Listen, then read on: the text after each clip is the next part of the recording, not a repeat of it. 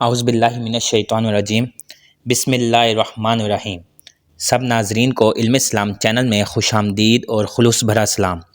میرے پیارے عزیز دوستو، ان ویڈیوز کی تیاری اور ایڈیٹنگ میں انتہائی احتیاط کی جاتی ہے، پھر بھی انسان ہونے کے ناطے کسی آیت کا ترجمہ یا کسی حدیث کا ترجمہ غلط ہو جائے تو میں اللہ تعالیٰ سے معافی کا طلبگار ہوں۔ ناظرین سے گزارش ہے کہ اگر کوئی غلطی سامنے آئے تو کمنٹس میں مطلع فرمائیں۔ کیا آپ جانتے ہیں کہ ایسا شخص جو رسول اللہ صلی اللہ علیہ وسلم کو قتل کرنے نکلا تھا، وہی شخص بعد میں اسلام کا سب سے مضبوط قلعہ بن گیا؟ یہی ہے حضرت عمر بن خطاب رضی اللہ تعالیٰ عنہ۔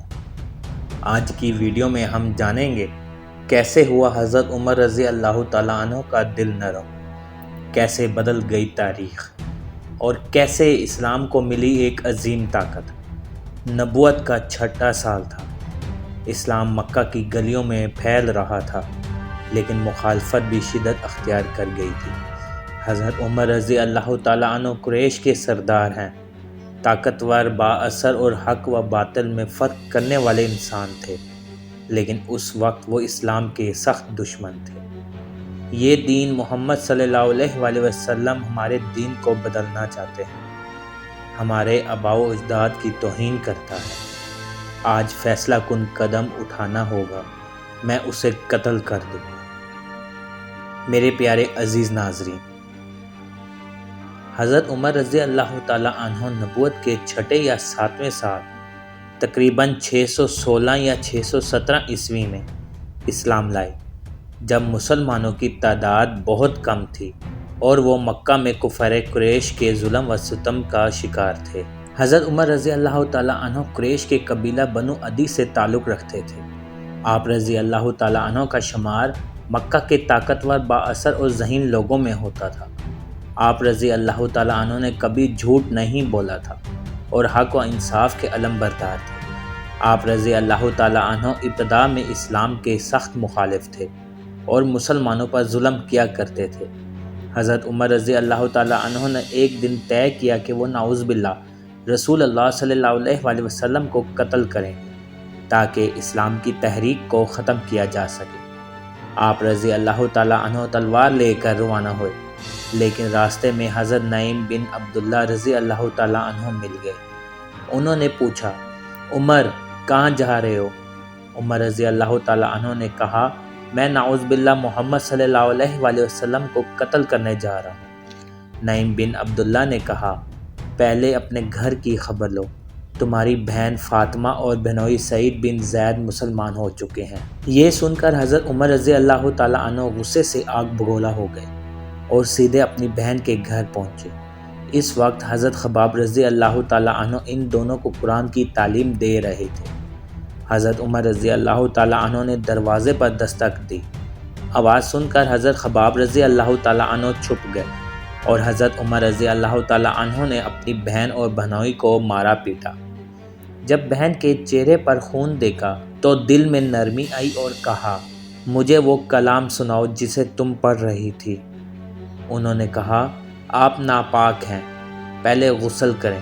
حضرت عمر رضی اللہ تعالیٰ عنہ نے غسل کیا، پھر سورۃ طٰہٰ کی ابتدائی آیات سنی، جن میں اللہ کی عظمت، قرآن کی حکمت اور توحید کا پیغام تھا۔ آپ رضی اللہ تعالیٰ عنہ بہت متاثر ہوئے اور دل موم ہو گیا۔ فوراً کہا، یہ کلام کسی انسان کا نہیں، یہ رب العالمین کا کلام ہے۔ پھر آپ رضی اللہ تعالیٰ عنہ نے کہا، مجھے محمد صلی اللہ علیہ وسلم کے پاس لے چلو۔ رسول اللہ صلی اللہ علیہ وسلم کے سامنے حاضری ہوئی۔ حضرت عمر رضی اللہ تعالیٰ عنہ دار ارقم پہنچے، جہاں مسلمان چھپ کر بیٹھا کرتے تھے۔ وہاں رسول اللہ صلی اللہ علیہ وسلم موجود تھے۔ صحابہ رضی اللہ تعالیٰ عنہ گھبرا گئے، لیکن رسول اللہ صلی اللہ علیہ وسلم نے فرمایا، یہ عمر ہے، اگر اللہ نے اس کے لیے خیر لکھی ہے تو یہ اسلام لے آئے گا۔ حضرت عمر رضی اللہ تعالیٰ عنہ اندر گئے، نبی کریم صلی اللہ علیہ وسلم کے سامنے اسلام قبول کیا اور گواہی دی۔ حضرت عمر رضی اللہ تعالیٰ عنہ کے اسلام لانے کے بعد مسلمانوں کو طاقت ملی۔ آپ رضی اللہ تعالیٰ عنہ نے اعلان عام کے ساتھ اسلام قبول کیا اور کہا، یا رسول اللہ صلی اللہ علیہ وآلہ وسلم، ہم کیوں چھپ کر عبادت کرتے ہیں؟ آئیے بیت اللہ میں چل کر نماز پڑھتے ہیں۔ پھر حضرت عمر رضی اللہ تعالیٰ عنہ 2 صفوں میں مسلمانوں کو لے کر خانہ کعبہ گئے۔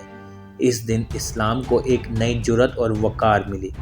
ایک مشہور حدیث میں ہے کہ نبی کریم صلی اللہ علیہ وآلہ وسلم نے دعا فرمائی تھی، اے اللہ، اسلام کو ان 2 میں سے جو تجھے زیادہ محبوب ہیں اس کے ذریعے عزت دے، ابو جہل یا عمر بن خطاب کے ذریعے۔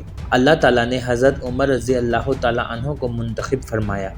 حضرت عمر بن خطاب رضی اللہ تعالیٰ عنہ کا دل جو کبھی اسلام کا دشمن تھا، وہی دل قرآن کی چند آیات سے نرم پڑا، اور پھر وہی عمر رضی اللہ تعالیٰ عنہ اسلام کے وہ عظیم ستون بنے جس پر خلافت راشدہ کی بنیاد مضبوط ہوئی۔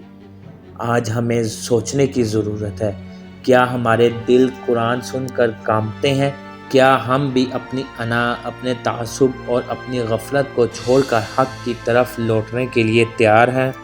اور کیوں نہ ہم بھی حضرت عمر رضی اللہ تعالیٰ عنہ کی طرح ایک لمحے کی سچائی کو تھام کر ہمیشہ کے لیے بدل جائیں۔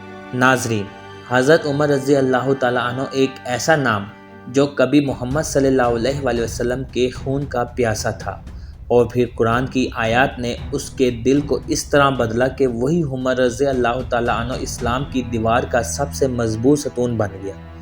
وہی شخص جس کی ہیبت سے شیطان بھی راستہ بدل لیتا تھا، وہی شخص قرآن کی روشنی سے ایسے جھک گیا کہ قیامت تک کے لیے حق کا علمبردار بن گیا۔ سوال صرف یہ ہے، کیا ہم نے کبھی قرآن کو دل سے سنا؟ کیا ہمارے اندر وہ جرأت ہے جو عمر رضی اللہ تعالیٰ عنہ کے دل میں ایک لمحے میں پیدا ہو گئی؟ کیوں نہ آج ہم بھی بدل جائیں، کیوں نہ ہم بھی اپنے دل کے دروازے کھول دیں۔ ہو سکتا ہے آج کی رات ہماری زندگی بھی عمر رضی اللہ تعالیٰ عنہ والی رات بن جائے۔ ویڈیو کو لائک اور سبسکرائب کریں۔ شکریہ۔ اللہ حافظ۔